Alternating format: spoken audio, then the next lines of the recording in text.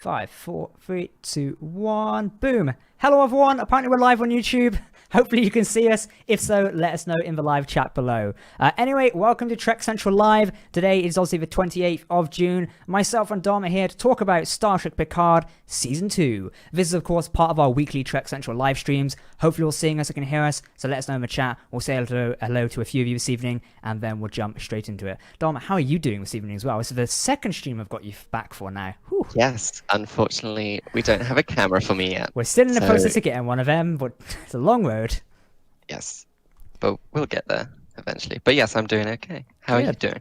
I'm pretty good, to be honest. I've recovered since last week where I was basically dying. But this week is a lot better. My arm works again now, so we're off to a pretty good start. I was suddenly walking around and I was like, oh, we're going to discuss Star Trek Picard. And my ideas start getting carried away with what we're going to discuss today. So I'm excited to jump into this. I'm excited to see what ideas the chat can come up with as well, because part of the streams all theories and discussions and what we think might happen there. We already know some information about what's going on in Season 2 and some certain characters who are appearing, so I personally cannot wait to see what we get there. But hello everyone, welcome to chat. I see a few of our regular viewers in here. I see Donnie as well. Always a pleasure to see Donnie in here. 01, we've got William, love to see you. Paul, and who else we got? Seal and Dom as well. I can see you in there. Yep. And Robbie. Hello everyone. If you are in the chat, make sure to say hello. We love seeing your names in here and popping in. Hey, I'm so pumped by Picard, says Charles. Oh, we are as well. I enjoyed season 1. It had its ups and downs. But yeah, why don't we start a discussion there with Picard Season 1? I felt that's a good starting thing. Yes. Discuss a bit of Season 1, then we'll jump into Season 2, our theory, speculation, and information on that. So I'll ask you straight away, overall, of all 10 episodes, what did you think of Season 1 of Picard as a brand new Star Trek series? I really enjoyed it. I think it was a good launching place for Picard as a series. It set up a lot of stuff, which I think if they managed to pull it off in season 2, it'll be great. It had its ups, it had its downs, but overall I think it was a really good first season. Oh, I totally agree. One of the standout points for me, as Donnie just pointed out in the chat there, was the music. I felt like the music fit really well. And I still listen to the soundtrack on Spotify sometimes when I'm doing my own writing work. So I'm like, I love certain elements of it, especially the modern twists on some of the themes. Like they use the Romulan. Yeah, like the Romulan one. That one, I love that. And props to those people who caught it out in episode 1. That stood out really well. And I love Jeff Russo's ability to do music. Obviously, he's doing Discovery as well. And I have a feeling he probably might do Strange New Worlds, which is pretty good. So we'll see that. But I don't know, a standout moment for season 1 of Picard for me always has to be the Riker's appearances in their dedicated episode, but obviously also Captain Riker's appearance in season or in the episode 10, which just stood out for me. Yes, we do have a bit of a hoo-ha about the ships and how maybe a bit copy and paste they are. I know some of them are different, but I would love to have seen them on board the Titan or the Enterprise or something like that. But on hindsight, it probably would have fit. I just got my models unboxed recently because I moved to flats, so I'm like, I've got my Enterprise F model on my shelf now. I was like, oh, this is where it is. Damn, we need this in Picard. It would be great. So yeah, I would love to see the Chimera, but that's because I'm biased and I have it right next to me. Is that the Eagle Moss one? Yes. See, I was wondering when they're going to do some Star Trek Picard ships, because we still need a good model of the ship. The name escapes from me now. It's not the Rocinante. That's the Expanse. There we go. I don't know why I thought of that. Yes. Designed by the same person, I think, actually. So. Yeah, I think so. I mean, I think Eagle Moss said they were doing stuff, but we haven't really seen I think it takes them a year or two to actually get the stuff made. So I believe next year, or we might have seen an announcement this year. I was going off what we said at DSC last year. So yeah, we might see an announcement this year if any events go ahead. But obviously events, I do not see anything going ahead just yet. But yeah, I would love to get a model of La Serena or the new Borg Cube, which I think they brought out anyway. They've actually brought out a new model of the Borg Cube. That's on their website, I believe. I thought we saw that one, unless I've been daydreaming about something else. I mean, there were computer cases of that Borg Cube, but yeah, I saw that one as well. That was like, ooh. I think Ketwolski was trying to get one as well. I'm like, you madman, I am not buying that. And it was super expensive.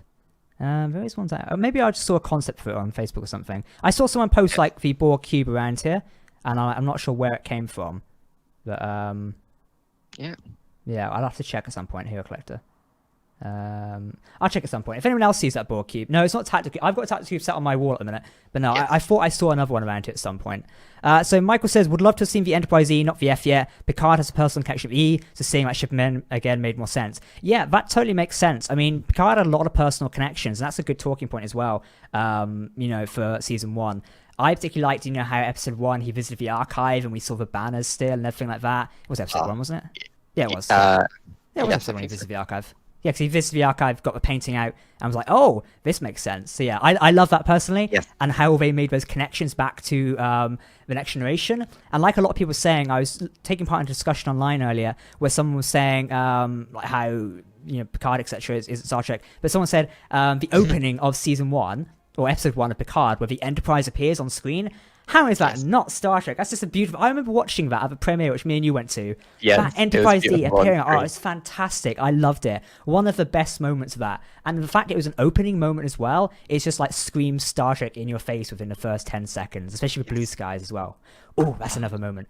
Isa Briones singing Blue Skies at the end. Isa Briones' Blue Skies rendition was hauntingly beautiful. Because it came out in one of the trailers, which we analysed to death, and then...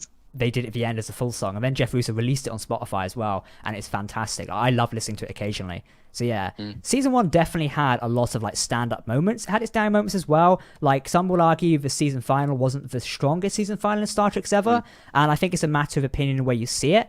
I think Picard as a series is definitely a different tone to what we're used to with Discovery currently, and maybe it's more in a home with how Star Trek The Next Generation typically handle things, through discussion, sitting down, and passively and peacefully resolving stuff. That's kind of like, would you agree with that sentiment? Yes, especially with how, like, the end of season 2 of Discovery, we had this massive space battle with Control. I really like how they dealt with the quote unquote space battle in Picard, and how it was just a standoff. Yeah. And it wasn't like repetitive from what they've done with Discovery, which really separates the two shows, because as Alex Kurtzman has said, they're really making Trek, have a, like we said last week, like a buffet table of different shows. So yeah. For me, I would agree with anyone. I'm up for a massive battle scene whenever. I would love sci-fi battle scenes like that. And if those two fleets had kicked the ever-living shit out of each other, that would have been hilarious. And I loved it, because I'm a big sci-fi fan. I like Star Wars and every other franchise. So I would love that. But at the same time, it is more Star Trek to peacefully resolve stuff. And hey, that fleet has gone away somewhere. They're still out there roaming around as far as we know. Season 2, they could meet up again and punch each other to death. So, hey, it's possible. Riker kicking some Romulan ass again. That would be hilarious. DX says, I really hope season 2 of Picard will be more true to canon. That's a good, interesting debate thing. I think season 1 was true to canon. What would you say, Dom, as you are resident lore expert? I would say it's definitely true to canon. Obviously, they can add more like connective tissue by bringing in characters like, hopefully, Admiral Janeway. That would be beautiful to see. But yeah, there's some great, like, the tie-in novel for Picard. And the comics. Last Best Hope and the comics. They did really well in cementing this time period and what it's about and what's happening. On a tangent note there, I really wish CBS and whoever is like CBS are the default ones. If they could like assemble like a story group in a way similar to how Star Wars is handled, where we could almost like say, right, this book is canon, this one is not. That may cause a bit of an argument and a bit of like discussion amongst Trek community, which is good in one way. But I'd love it so we could say, right, Una McCormack's book is canon, similar to how Star Wars does it. So if you want to read more about like Rebels or the Clone Wars, then you've got a book to do it. And that is canon to the show. I really wish we could do that, because I think many Trek fans who are currently watching the stream and anywhere out there would agree there are some fantastic Trek novels out there and some fantastic Trek authors. I would love our books to be more canon and more cemented, so we go, yes, this is canon. If you want this is what you go for. I mean, we have had in Discovery, they've mentioned events that have happened in the Discovery tie-in novels. Going back to Una McCormack, it was an Una McCormack book, The Way to the Stars, I believe, which was Tilly's novel, which is referenced in season 2 of Discovery. But I think if they make, let's say, a story group, it'd probably be like Kirsten Beyer leading it, because she seems to be like the consultant. Stuff. And I think it's David Mack, one of the other well-known Trek authors, who's a consultant on both the animated shows, and we've seen with the authors that they know what they're talking about, and they make the connective tissue happen. So if they got together and were authorized to be a story group, and then writers could just ask them questions like, oh, what could we use to get Picard 40,000 light years away? And then there'll be like a spatial trajector. I think Let's that'd be chuck great. enough on a visa, man. I totally agree with you. I think that'd be perfect. And I almost, at the minute, we know that Star Trek has this franchise group, quote unquote, which I spoke about in the last live stream. That's been assembled. That could be some sort of form of story group. And we know that a lot of people from Trek's past, like Dayton Ward and David Mack, etc., are acting as consultants on new content right now.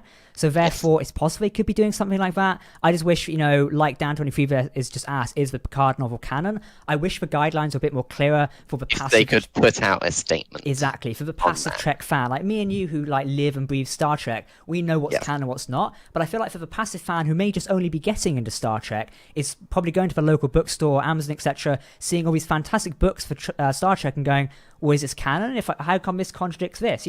If you currently go and read the Destiny series, it's like, well, that doesn't make sense anymore because Picard didn't. It kind of like confuses people. So, something cleaning up the canon could be a good idea. Maybe a bit more calmer than how Legends was handled with Disney. But I don't know, something like that could be pretty. Just to sort of like do the lines better. Go right. This is old stuff. This is new stuff. However you want to do it. Almost like legacy content in a way. I guess you could do it. Just so if we are doing this new future Star Trek content here with Picard and other people, maybe like Admiral Janeway, it becomes a lot more clearer to what people can like love and read. Yes, exactly. We went off in a bit of a tangent there. So Amir has dropped in a quick $2 donation. He says, I would love to see a Lore Sutra team up. Yes, I guess that's a good talking point before we dive into season 2 there. Lore. There was a lot of conversation throughout the whole season 1 on whether Lore would appear. Yes. Didn't really, but Brent Spiner did have another role to play, so we almost got our wish because he popped up again. And yeah, I would love to see a Lore Sutra team up. That would be quite funny, I think. Just the sort of passive sarcasm between those two. What do you think about that, Dom? Yeah, it would be nice to see what happened with Lore because, he was deactivated. But it seems by the time of Picard with the scenes in the Daystrom Institute that they only have the B4 model with them. So there poses the question is what happened to Lore? And it could be that, he has managed to escape somehow and then due to this synthetic ban, he's been just hiding out, biding his time, and he'll reappear in season 2 as deleted. Causing absolute chaos. That would be quite good to us. I'd like to see that. So William just made a $3 donation. He says, personal favourite episode from first season. Oh, this is a good one. What would be yours out of all 10 episodes? I'm gonna probably say Nepenthe, the Riker one. I was gonna say the same. Because it was so sweet, seeing Deanna and Riker back was beautiful, and the episode had a lot of heart to it. You had Soji trying to reconcile who exactly she is, and you had Kestra and Deanna talking about was it Thaddeus Riker? Yes. Yes, who unfortunately passed away at a young age. So it had a lot of emotion to it, which I wasn't expecting with Riker because, with a Riker episode, you expect gallivanting, all that stuff. He makes pizza. That's nice. But it was very nice. So for me, I don't know if you agree as well. You mentioned it sort of there. I found the Nepenthe episode like really emotional in a way. That hug between Deanna and Picard to begin with, when she's like, he's like, oh, it's okay, because she clearly knows what's wrong. Yes. It's like that there really just hit home quite a lot harder than I thought it would. I'm like, great, we're already off to a good start here. It's 9 a.m. I'm on the bridge of crying my eyes out, but we're pretty good so far. The whole thing just felt like really well, and I loved it. But I don't know. I guess Nepenthe, which is 7, wasn't it? Yeah, 7. Could be the episode for me, but also at the same time, I don't know.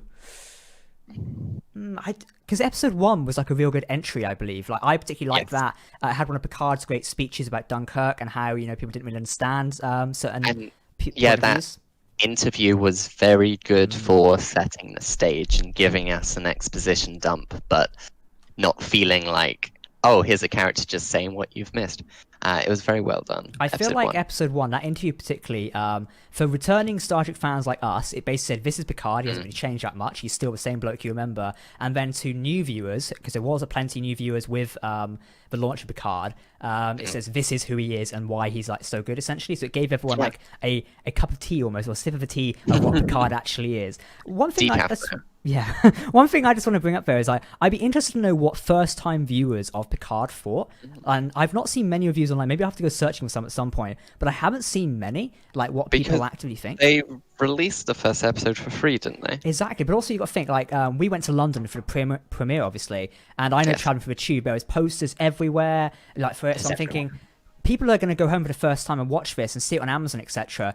And I would really like to know what they think of it, because it's, for me, it's an interesting POV. They're being introduced to Star Trek, particularly with Picard, through this modern aspect of Trek, not like the traditional ones which we've been, or the legacy ones which we've been introduced through. So I don't know, I'd just be pretty interested in their opinion. If anyone in the chat here has been introduced to Star Trek with either Discovery or Picard, I'd love to know your thoughts and love to talk to you sometime. So please tweet me at Captain Jack Whitey or at the Trek Central on Twitter, as I'd love to have a good discussion with you at some point for a potential video or article in the future. But anyway, should we jump into season 2? As I feel like Yes. we've covered season 1 a fair little bit. So starting off season 2, one of the core facts we know right away is that our favourite and lovable character of Guinan, played by Whoopi Goldberg, is confirmed as to appear in season 2. Now this was obviously confirmed last year. Was it last year or early this year? No, it was early this year, wasn't It was early this year. I thought it was last year for some reason. Coming out. Yeah. Where Sir Patrick Stewart appeared on The View, which is like an American talk show. For those in the UK, it's a bit like Loose Women. It's kind of like that. Yes. Anyway, he appeared over there, and he formally and officially invited Whoopi Goldberg back to Star Trek Picard Season 2 as Guinan, so expect to see her on there. So that is one of our concrete details in terms of lore and who's going to appear we know about Season 2 so far. I'm excited for Guinan. What about you? I'm excited for probably Riker coming back because he's said that he wants to. Jonathan Frakes You has. can't say no. You can't say no to that. And a lot of former cast members have said that they want to return, and any of them, I think, if the story's written well. I mean, even if the story isn't written well, I would love to see them. But if the story's written well, it would be really nice to see them. What's quite funny is Brent Spiner said he's done with like Star Trek or Data and like soon in what was it at the end of season 1 where he appeared in episode 10 or episode 9 and 10, and then very recently he's like, yeah, I might come back in season 2. He teased it in some way basically in like an article. He's like, might be back. I'm like, we can never let go of Brent. Not that I'm complaining, but it's like I love Brent Spiner. He's hilarious. Yes. It'd be nice to see him in like more alien prosthetics. That could be pretty good. Because we've seen his. I mean, not saying I don't want to see his face anymore, but we've seen his face a lot. He played Arik Sung in Enterprise, he played Noonien Sung in TNG and Data and Lore, and now a new Sung. He's played a lot of Sungs. Exactly. So I don't know, some other character could be pretty good. Maybe an alien character, something like that, or potentially even more flashbacks of Data, or even Lore if they want to do something like that. Could be that could be a way of like keeping Data there but having it as Lore instead, because a lot of people have been asking about that and how that could play out. But also, like you mentioned there, a lot of the Next Generation characters, Marina Sirtis recently said that she was jealous that Jonathan Frakes got to wear the space pajamas again, the uniforms. So apparently she wants to be in a uniform soon, so who knows? We could have the Rikers back on the bridge of a Titan. Yeah. Just dreaming. That's still pretty good though. Yeah. Also, someone in the chat, Seal, mentions Laris and Zaban. Yes. I want to see them again because we need that Irish accent back on our screens. They're so good. All of Brady needs to come back. Yes, both of them do. That'd be great. And also number 1, we can't forget the dog. Oh, we can't forget the dog. Significant lack of dog in the earlier episodes. Yeah, I think he appeared in episode 1, and you can see him in the background in 2 and 3 ever so slightly, but he's not that prominent, unfortunately. It's a bit of a shame. Unfortunately, yes. I'd love to see him take down his Outback agent. Oh, that'd be hilarious. One of the characters we do need to see at some point, and a lot of theories on who was going to be seen, was Q, which I guess is a good discussion point. Do you reckon he might appear in season 2? It's kind of hard for us to ask that question a minute, because we don't really know anything about the story of season 2. No. Maybe there's going to be a teaser trailer later this year, but obviously given the fact everything is delayed, I'm not too confident whether we'll get a teaser just yet. Maybe towards the end of the year we might do. So I guess we'll see there. Also, yes, I am enjoying my Earl Grey. Thank you very much. It's pretty good. So yeah, Q, what do you think about that? I mean, I would love to see Q again. I think it would actually be interesting if they brought back Q Jr. first. Ooh. And then, he appears to Picard, and Picard's like, who the hell are you? He's like, I'm Q. It's like, you don't look like Q. And then Q Sr. appears. It's like, don't be rude to my son. That would be great. Stops the bridge around a bit. But yeah, it was interesting because, like, I think there was a leaked picture before season 1 came out of like a red glove. Yes. And we thought that was Judge Q. It looked very much like Judge Q, but I believe it was. Now we look at it, the red glove. It looks a bit like obviously the androids or the F8 androids, but it also looks like something else because it's holding like a gold cane in a way. So I don't know what it was. I figured out the other day what it looked like, but I'd have to go back and check again another time now. I know me and Nick were obviously covering that one heavily. So yeah, that could be pretty interesting. But let's talk about the story for season 2. Like I said, we don't really know anything about it so far. However, season 1 left us on a very open ending in a way, more so than I was expecting. So where are they going for season 2? Basically, the galaxy's an oyster in what they can do with adventure-wise. I mean, are they immediately going to go back to Chateau Picard and like have a cup of Earl Grey decaf and see where things go, or is it? I don't know. It's kind of interesting. I can't imagine, the Federation calling out them as private investigators. It's a very hard one for us to predict what's going to go on. Currently, we don't know anything, but I would personally regard it as an open ending because it is open. We don't know what they're doing next. Obviously, like Discovery Season 2, we knew Discovery was going into the future and Pike was going off to continue his adventures. With Picard, it's not really implied. We know 7 of 9's in the crew. That's a good thing to talk about. I'm up for more Jerry Ryan. Yes. And I think it probably cancels out them just going back to Chateau Picard, because I think if Seven's on the crew, being, now her history being a Fenris Ranger and wanting to help people, they'll probably go out and find a new quest to do instead of having that downtime. I am all up for more 7 of 9 in Star Trek Picard. I think Jerry Ryan's a fantastic actress. Having her appearance in season 1 when she beamed onto the bridge was great, especially the little Voyager theme and the music there by Jeff Russo. Love it. So having that would just be great. I'd love to see what adventures they get up to as well. Yes. But I don't know, season 2's story, it's a hard one to kind of like predict at a minute of what they could do. I mean, a lot of people theorize. I think we know the Romulans are still going to be an overarching thing anyway, as the dissolution of the Star Empire has affected the galaxy. Up a lot. Exactly. There's been a heavy focus on that. Now, whether like Data will still be an overarching focus, I'm not so sure, because that was kind of rounded off towards the end of season 1. That's closed. However, Romulan story isn't really closed that much. The Zhat Vash are still out there, Commodore O is still out there, and this giant Romulan fleet, which is roaming around, is still there. So that's not really solved in a way. I guess we kind of have to look at what is not solved in season 1 to kind of theorize what season 2 is. So thinking about it, Romulans and Commodore O are still out there. What else isn't really solved?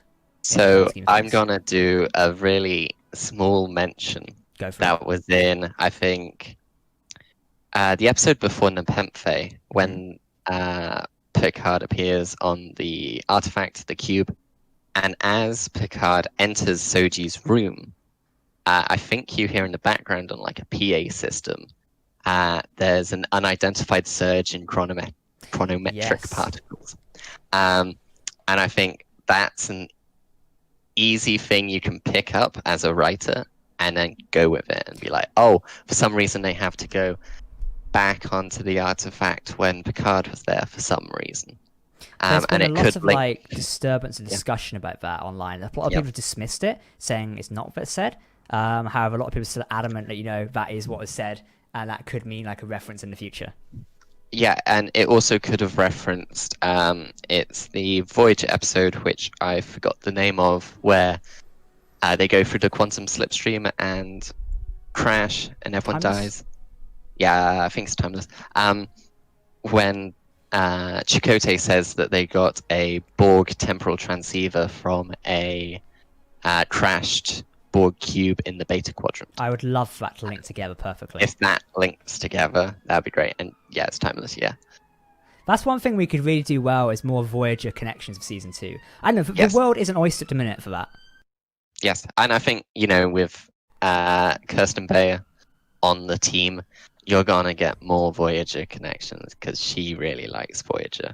Oh, definitely. She wrote a lot of the books, didn't she? A lot of the continuation books.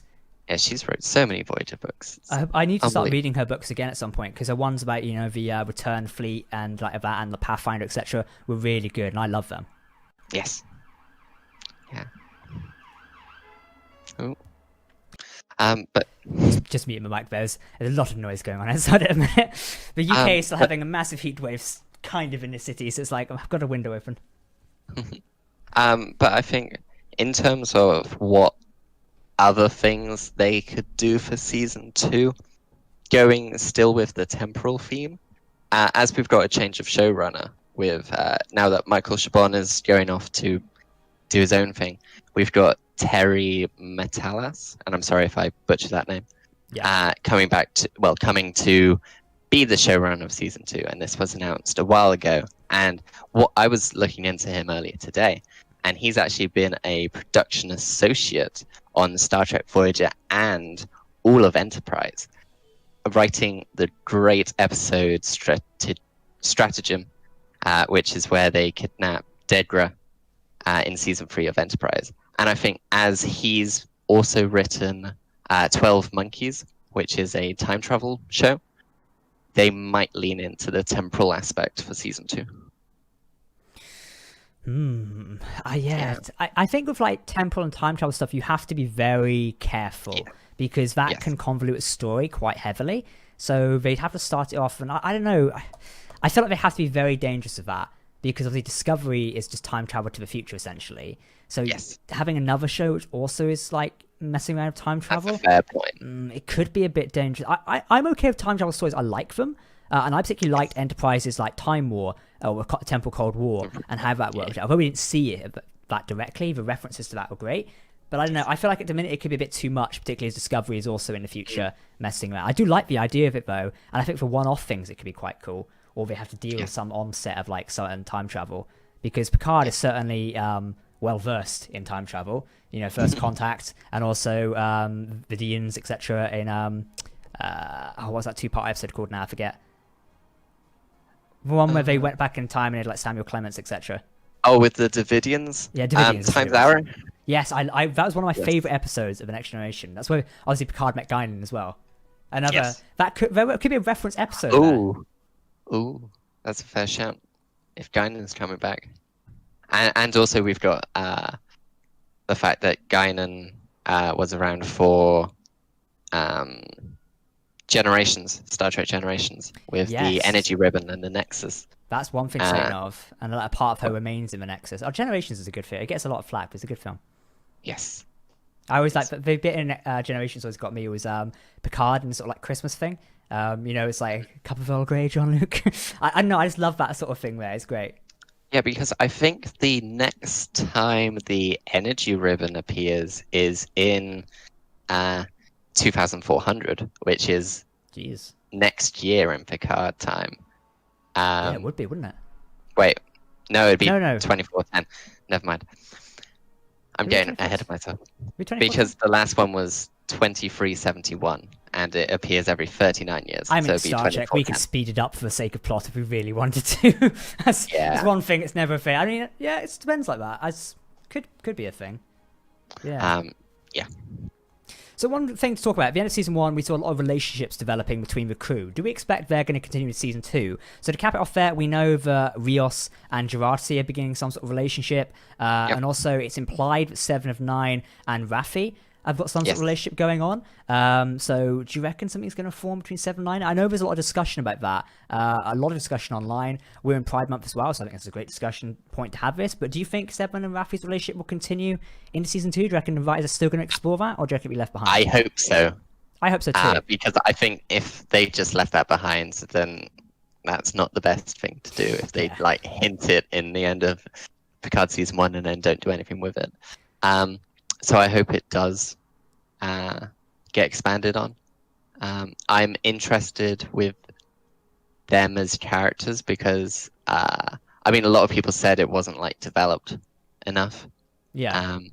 But I think if they develop it in season 2, it could be a really nice. To be honest, like, I really like it. Yeah, it's pretty good to have it on screen as well, because Star Trek at the minute is being very progressive, as it always has been, and there's no reason for it to slow down now. We know that season 3 of Discovery is that there is a possibility of a non-binary character appearing, which thank you to everyone who commented about the previous live stream of that, with some great feedback on that and how this character might appear. So having, you know, Picard exploring a relationship in the form of like a bisexual relationship or a lesbian relationship could go down really well. And like a lot of people saying, you know, Star Trek in the past provided this idea of optimism. So seeing his relationships on screen in the form of Picard or Discovery, etc., could really be a lot of like hope for like certain people. Do you agree with that, or? Yes. And I think, yeah. I mean, I don't know what I was trying to say there, but I think if they expand on it, it'd be great. I Because definitely agree. we've seen that, like, Culber and Stamets in Discovery is like my favorite. They are great. I hope that their So stuff like goes good in season 3. yes, It seemed to I repair mean, towards the end of season 2, like in the final episode. So yeah, definitely. So yeah, I just love all these characters, and I love to see them happy. So do you reckon Picard did well in terms of character development? yes. So actually, that's an interesting question because I just finished my Discovery rewatch Very nice. a couple of days ago. And what's interesting about season 2 of Discovery is it tries to develop the bridge crew as characters. Yeah. And we can argue about whether that it was done well or done not so well. But I will say that Picard has learned from the mistakes of Discovery season 1 in developing those other bridge characters. Yeah, because I feel like with Discovery Season 1, the bridge was almost like a revolving door of random people at that point. Yes. But Season 2, Episode 1 for Discovery immediately told us who we are with Pike's roll call, which is a perfect way of doing it. Yes. It's now cementing the bridge crew as more permanent characters, because in Season 1 of Discovery, and we are on a tangent here, chat, I do apologise, it kind of like, the bridge crew were just there. They weren't the main characters in a way, but now they're more just secondary characters. So not the main characters, there's nothing wrong with that. They are now the secondary characters. Because Discovery does it from a different POV, in fact, where traditionally, the POV of the Star Trek series is the commanding officer, i.e. the captain, then the first officer, then your ops officer, your helm, weapons, engineer. However, Discovery does it differently. We don't see the comms officer being, the permanent one. Instead, it's like a variety of other people. So it's I don't know, it's an interesting one. Yes. And before we continue this, I just want to say a happy birthday to Jason, chat. Happy birthday to them. Because, yeah. So one thing I was going to say, just while we're here, is season 1, like we discussed previously about 10 minutes ago, plot threads which were left empty. Narek. That is a big plot thread. Narek. I've just been watching a series called The Crown on Netflix. I don't know if you've ever seen it. Great series. And I've totally forgot Harry Treadaway appeared in the final episode of season 3, playing a guy who I can't remember now. I was like, oh my god, Narek's back. And I totally remember when we got our press sheets, I forgot he was in The Crown. But I would love to know what happened to him. Now, in a cut or edited scene, or a deleted scene, which I hope we see at some point, these deleted scenes, Narek was supposedly taken away by Starfleet security for his crimes against the state, etc., which does explain he was involved in a lot of dodgy shit. So are we going to see him in season 2 in some sorts? I kind of would like to make sense, because they almost made him a more likable and doing the right thing towards the end. So surely that would, like, I don't know, not... If Jurati can get away with it, maybe Narek can get away with it, right? Is what I'm saying. Justice for Narek. Yeah, I really liked Soji and Narek's relationship and how that was developed. And I hope that he does appear in season 2, just so we can have, some drama, some good writing. But just to develop the character and hopefully redeem him, because he did a lot of redeemingness at the end of season 1, but he's still got a lot. He's definitely got a long way to go in terms of saying, yeah, I'm a good guy. But I don't know, we talk about season 2 and ideas. If they wanted to bring him back, they definitely could do in a way where it's like, oh, Picard now needs to discover more about Romulans. Well, let's go break Narek out and ask him for his help. Something like that can happen, and bang, he's back on the crew. Because realistically, when we started speculating about season 1 and how the story would play out, I honestly expected we'd eventually see Narek on the bridge of La Serena, like a part of a crew. That's how I thought it was going to play out. Because even Harry Treadaway described the characters just needing a good hug, and that almost insinuates that the character's going to turn good in the end in a way. Because he said he's very conflicted. And we almost do see that. Now I look back, we do see Narek is kind of conflicted about what he's doing, because Narissa is constantly lurking around like a bloody shadow vampire she is, saying, oh, you need to do this, it's for the greater good. So, yeah, that's the way I see it. Yeah, I think he's going to end up as a bridge crew person, but he has a lot to prove himself as a Soji to make her trust him again, because he did some bad stuff. That it's definitely gonna. It depends how we want to develop that character as well. I know a lot of people weren't a big fan of like Narek, which is understandable. Like I found it a bit cringy at certain moments. I will never let them go for that bloody hallway skating scene. I know it's Star Trek Picard's great and everything, but I am just gonna say I hate that hallway scene with a passion. It's so silly. I do not like it. I can see what they were going for. It didn't work. I appreciate it, but the execution didn't work. It was just like, what are they doing?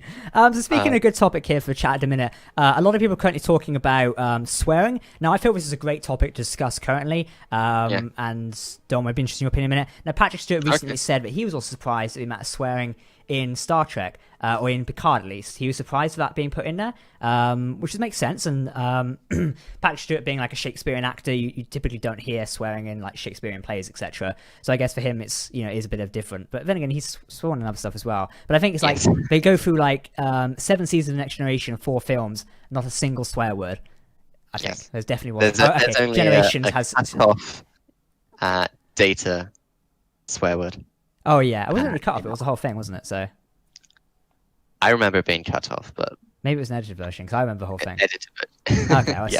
But anyway, for me, like when it comes to swearing in sci-fi, I am not I don't mind it. As someone who typically swears in his daily life, I don't really mind it myself. I can see why some don't like it. But when it comes to Star Trek, I'm not particularly too like keen on it. Like if it fits. And obviously, I write sci-fi stuff myself for my own channel. And someone brought this discussion the other day. It's like, Jack, you should like add more swearing. And I'm like, well, only really if it fits the scene. Like, you can't imagine like Star Trek being like a Gordon Ramsay episode where it's going to be an F and a Jeff everything. But if it's like almost like that date scene, with the Enterprise going down, that would constitute an oh shit moment. But anything else wouldn't. Like, I now look back at Clancy's scenes. While they were kind of funny, turning around and telling Picard to shut the F up, I don't mind it, but I guess it didn't have to be there in one way. Do you agree, or? I basically agree. Yeah, I think I'm fine with the swearing in the show, but I think there are other ways to go about showing it. I think having the data oh shit moments. Yeah, that really worked because I think everybody else, the viewers and us, were also thinking oh shit at that point. And I think in certain situations it works, but in other situations I'm sure they can come up with as Spock would say, other colourful metaphors that I'm sure they can come up with some which fit the scene and fit the tone well. I do wonder if season 2 will see a bit of a stance now, considering Sir Patrick Stewart has said it himself and he is serving as an executive producer, whether that will change, because there doesn't need to be swearing in the show. There doesn't need to be swearing at all. It just makes it an odd choice. So yeah, I don't know. Like, I'm not a hater of anything like that. I think it's fine to a degree if it fits the scene, but I don't know, it's... Yes. I don't know. Like I said, I don't mind swearing myself because I do. I think a case-by-case basis. Exactly. Like, yeah, I guess that's a good... I just wanted to bring up a discussion topic because I see a lot of it there. Trex says... I was going to be chat quickly. I can do swear like I say, but I don't think it suits Star Trek. It used too much. Yeah, I don't think it suits it, and it was used a little bit too much. Spock was unfamiliar with swearing. Admiral Kirk had to explain it's a late 20th century thing. Exactly. I liked the whole thing as like a colourful metaphor, and especially when he turns around and goes, maybe an opportunity for another colourful metaphor, Admiral, and it goes down really well. Clancy's first swearing at Picard, it really did jar the audience in an effective way. It really sells that Picard's standing isn't where it used to be. We saw him, just doesn't overuse it. Yeah, I agree with you. Also, just don't abuse it. I agree with your point now. I think it does stand, Picard's no longer on his high horse anymore. He's been put very much on the back seat and basically told to go away with a colourful metaphor. So I guess that's the way of looking at it. What was you going to say there? Oh, I was trying to say, going into other topics for season 2, someone in chat mentions that Akiva Goldsman said that there was going to be more view on Starfleet as an organization in season 2. Which is interesting. And I found the article, it's on comicbook.com. Very nice. And it's just Goldman saying, we're going to start making statements about really what the world of Starfleet, at least technologically, if not socially and culturally, is. That's pretty good, because season 1 didn't... Well, I guess you could say ignored Starfleet in a way. We only saw them in the background, really. Like, there wasn't really much... Because typically in every Star Trek series so far, even Enterprise, because that wasn't the Federation at that point, you saw Starfleet, there was going to be... there was a lot of Starfleet involved. However, Picard, they kind of ignored it. Picard popped in and popped out rather quickly, and that was about it. So yeah, I would love to see more of that in season 2, and particularly like how the organization is currently doing, how it is changed since the dissolution of the Star Empire and the destruction of Mars, effectively, as that has pretty much changed the organization, even though it is like 15 years later. So yeah, 15 years later. Yeah, and I think it's interesting that the fleet arrives at the end of season 1 of Picard, and if they can weave that into the story of Starfleet, being like, okay, after the destruction of Utopia Planitia, they commissioned new exploratory vessels, or even new warships in a way, for a new fleet, just to enforce their borders. And it would be interesting to see where they go and if that weaves into the story. I totally agree there. I'm looking forward to like seeing more like Federation, like policies and politics, etc. As I like the idea of a Federation, obviously. So hopefully that's going to fit in there. And I would love to see more like discussion of how, because we did see that map in Clancy's office of the current state of what is the Starfleet or Star Trek galaxy. Whereas like the Cardassians seem to have a large area of space under their control, suggesting they weren't as heavily damaged as they were, as we saw at the end of DS9. As we know, the Federation helped rebuild for a while. So I'd love to see the state of them, and just generally how the Federation is currently operating after the dissolution of the Empire, and also what the Klingon Empire are up to as well, because don't forget they are next door neighbours. So there's a lot of stuff they can explore with Season 2 there. And obviously Picard's well connected to the Klingons, so they could go down that route if they wanted to, and we all know there is a certain Klingon who definitely wants to appear in Picard. Yes. And especially as, the comics and the Thai novel do say that Worf is captain of the Enterprise. They reference him indirectly like a couple of times.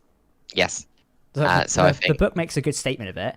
The comic references him indirectly, because the comic came out first, and it said, "Oh, the captain of the Enterprise. I don't want to remove him at the minute." And it couldn't have been anyone else, because Georgie was at Utopia, Riker had left. It said that the captain was very stubborn. Yeah, which we all know who that is. Yeah. It wasn't going to be Wesley, was it? Yeah. So, that's a good point, actually. I can't wait to see more Starfleet, to be honest, because I'm looking forward to that now. But hopefully we get more of the State of the Galaxy stuff, because I would like to see where everyone is and how it's fitting in. State of the Galaxy would be interesting, because, the Romulan neutral zone got destroyed due to the rescue efforts. And we saw kind of how lawless that area has become on, I'm trying to remember that planet where, what was that planet called? The one where they picked up Elnor. Yes. Vashti, there we go. Vashti, tell me why. We see how that affected the normal everyday people. Yeah. So it'd be interesting to see how all that stuff affected not only the Romulans, but let's say the Klingons. Maybe they pushed in for more land. Let's be honest, they probably did. They probably did. And the Federation probably weren't strong enough to defend, to say, hey, don't do that, please. Well, after the betrayal of the Romulans due to Mars, it was like, carry on. So Amir just made a quick donation. Before I jump to my next point, Amir says, do you think Discovery will spend the whole of Season 3 in the far future, then go home, without changes of time? Don't know how I'd feel about knowing that a certain time future of Star Trek will be set in stone. I don't think they will return home. We know Giorgio technically has to at some point, but I don't think the main crew will return home, because I think they want that in the future so they can play with the timeline and not break anything, to put it nicely. So I think that's what we want to do for a while. So that's the way I see it. And going with the, it's so far in the future, that anything that does get set in stone with Discovery, hopefully because it's so far in the future, won't affect how we view the what happens in Picard. So the effects of the storyline for Picard still have impact, even though we know what happens 900 years in the future. Yeah, that is an interesting way of looking at it, I think. I totally agree with you there. That was a thing, a notification fighting life at me there. William, thank you for becoming a crewman. I totally forgot the sound was set to that. I genuinely thought I was being raided. Thank you for the membership there. Guys, if you would like to become a crew member on the Trek Central YouTube channel, it really helps support us as YouTube creators. And any other YouTube creator out there, you can also become YouTube members too. But thank you to William, that is really appreciated. You just get the nice little Trek Central badge next to your name. It looks great. So yeah, I look forward to that. One thing I wanted to bring up when we were just talking about the politics of, and the state of the Star Trek galaxy in Picard is we know there's a Romulan faction operating out there. What are they called again? We know obviously Romulan Free State. exactly. So that's almost like the Romulan Republic from STO in a way, isn't it? Yes. So the Romulan Free State right there. I mean, hell, the Romulan Republic could be a thing because in STO lore, the Star Empire survived in a fractured state and were constantly combating the Romulan Republic, who asserted themselves like a split-off faction in a way. So I don't know, something like that could be made out, and I'd love to see how that plays out because we don't really know the state of the Free State in a way. Yes, it would be interesting because in Star Trek Online, the Empire and the Republic are very separate entities. Yeah. The Republic does not have the Tal Shiar, whereas the Empire is basically at that moment run by the Tal Shiar. Exactly. But it seems in Picard that the Tal Shiar still have sway within the Romulan Free State. You know, they're able to put their agents on the artifact on the property of the Free State, and people are just like, oh yeah, the Tal Shiar's here. The Tal Shiar is still viewed as that high-up thing where, you know, people submit to them and do what they want, etc. Much like how we saw them in DS9 and Next Generation. But it would be interesting if, you know, because Commodore O has that Tal Shiar fleet, if they try to change some things in the Romulan Free State. That could be pretty interesting. That would be interesting. Kind of like how the Cardassian government was overthrown. Yeah. It would definitely be interesting. Ooh, I don't know. It's very it's something to think about, isn't it? Charles says, Dom and Jack, you two are very good so far. Very informative. Thank you, Charles. We love sitting here and talking Star Trek with you. And as we head towards Discovery Season 3 and obviously Picard Season 2 and Lower Decks later this year, we're obviously going to be doing more weekly streams. So make sure to hit the subscribe button and tune in. Usually we do these every 9 p.m. BST on a Sunday. It'll leave you myself, Bree, or Ketwolski, aka Nick, hosting. So tune into them. Next week, I think Bree's got a stream lined up. But yeah, we obviously, Romulan Republic, I'd like to see them in some form. I did think of one thing there. Season 2, I would love to see more Starfleet ships, but also more Star Trek ships in general, particularly ones we've seen in the past. Give me a Dejadex Warbird. I mean, we're Romulans. Let's have one of those, like an old burnt-out one. You know, someone's still flying around. We saw is it Talis? Is it? No, it's called something else. Well, it is a Talis, technically, but that's beta canon. So yeah, technically, yeah. So I don't know. Seeing a Dejadex could be pretty interesting. Yeah. I would love to see some updated models of like, oh, what are the Cardassians flying? Is it still I think they're the Gaylor? Yeah. Yeah. Or what do Klingon ships look like? Because there was a lot of flack with Discovery for their Klingon ships. Yeah. And that became a story element when they rolled out the got D7. the D7. That was fun. I love that episode with D7 comes in. That is great. I love that. Someone just said in a chat, I still hold out a faint hope for Sealer. That's a good point to bring up there. Because we already thought, when we was theorizing about episode 10, we thought that there was going to be someone in the background there who was like Sealer, like actually commanding the operation. And there still could be, because Commodore is a high rank, but not someone who typically oversees the entirety of an operation. Usually with someone at a desk pulling the strings. So I wouldn't be surprised if Sealer was there. We've seen a Tal Shiar Commodore. They have had full capacity to command a fleet of that scale. In DS9, I think it was the Dyer's cast when they try and bomb the found homeworld. Yes. But yeah, it'd be interesting. I would be really interested to how the Free State is managed, whether it is like multiple Romulan states which like govern together, or if there is Empress Sealer behind the scenes. The Steel just said it was disappointing that Commodore O showed up as the head of the fleet. It felt like a last-minute scramble. I do partially give you that. I was wishing that someone else appeared, and I agree with you. When I think more about the season 1 final of Picard, it does feel like a lot of it was re-edited together, and it's pretty obvious from that there was a lot of deleted scenes. Commodore O's bridge scene and also Riker's bridge screen were filmed at different times. Now, O's was green screen, or blue screened in technically, as revealed by Jason Zimmerman, I think that's his name, the effects person for Picard. Yes. And also Riker's one, Jonathan Frakes filmed that up in Toronto when he was directing Discovery Season 3.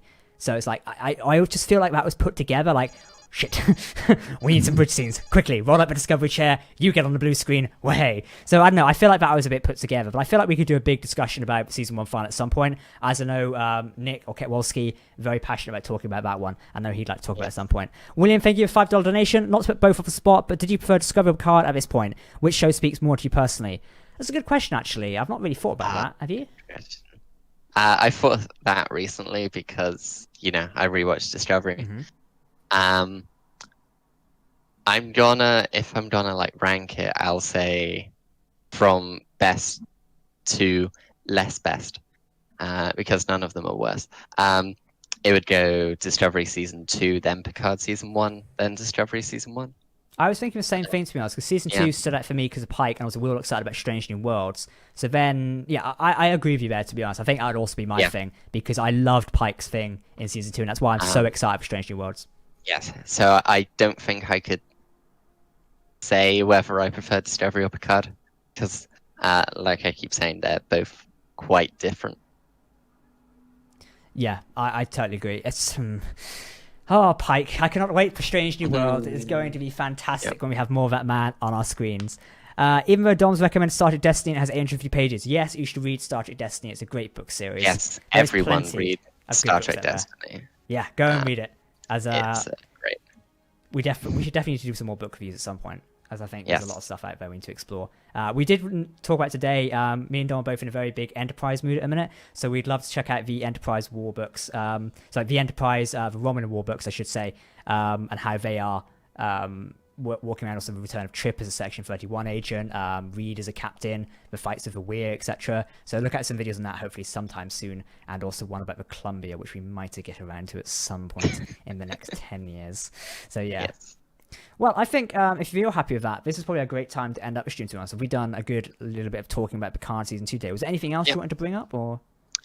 No, I think the only thing I want to bring up is more DS9 stuff. Yes. We got a lot of Voyager stuff. We got little DS9 hints with, like, you can see Cassidy Yates's shipping company in season 1. But I would love to see, like, Captain Ezri Dax of the USS Aventine. Julian Bashir popping in or something like that. Could be Julian Bashir as head of Section 31. I mean, hell, if we're seeing more Star Trek, or like more Starfleet, sorry, Miles O'Brien is still like the dean of, like, Starfleet engineering or something like that. Could be pretty good. I don't know. Ooh. But yeah, I just want to end it with saying DS9 needs to get the respect it Imagine like season 2, La Serena is going into like the quadrant and having to pull up at DS9 to refuel or something. Imagine DS9 in full like 4K, brand new graphics. And they go through the wormhole and you just like get whispers of Sisko. Whispers of Sisko. Because I don't think they'll bring Sisko back because that's such a big thing.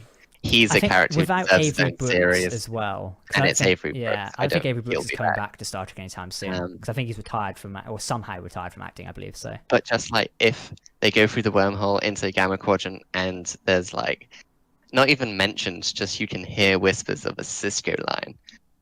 That could be pretty good, or at least like someone has. That would make 2020 worth it. That would repair 2020 for me. All right, everyone. Yes. On that note, we are getting another stream here. Thank you very much for tuning in tonight. I hope you're all looking to Star Trek Picard Season 2 as well. In terms of technicalities, there is no date for when Season 2 will currently take place or actually air. We presume it will be 2021. As we know, filming is due to be restarted soon. Obviously, with the current pandemic on, there is no ETA for when filming starts soon. We do believe Canada and California are due to allow filming to restart soon. So maybe that'll happen. At the minute, we know Strange New Worlds is due to start filming but isn't, so we presume the same is for Picard. Rumors suggest, and works in the, or like, readings in the film industry, it may start at the end of July, if not end of August. So I guess we'll see how that goes out.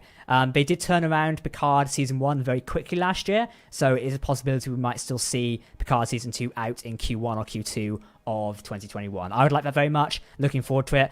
In terms of Star Trek content, don't forget we've also got Discovery Season 3 coming later this year. We are hoping to expect to see more news about that next month in July at San Diego Comic-Con when they do the Comic-Con at Home event. And also we do have Lower Decks airing later this year, which is the new animated show from Mike McCann, which is looking very interesting. Well, Mr. Dom, thank you for joining me tonight. It's been a pleasure to stream with you as always. Thank you for having me. Of course, and I'm sure we'll be back very soon. We are in the process of getting your webcam as soon as they come back in stock. But Yes. hey, what We'll fun see and if that games. works. All right, everyone, thanks for tuning in. I've been Captain Jack here on Trek Central. Don't forget you can follow all our social media links down below in the live stream description below. And if you did miss any of the stream at all, don't worry. It'll be uploaded as a VOD later, so you can view any of it. Tune in, back up it, tell us your discussion topics. And of course, make sure to drop your comments down below. And if you have anything else to add to the discussion, as always, we urge you to tweet to us or drop a link on our social media, etc., such as Facebook, Twitter, Instagram, or pop in and visit our community Discord server below, as we'd love to have you discussing anything Star Trek. Because if you're talking Star Trek, we want to hear about it. All right, everyone, thank you for watching. Good night.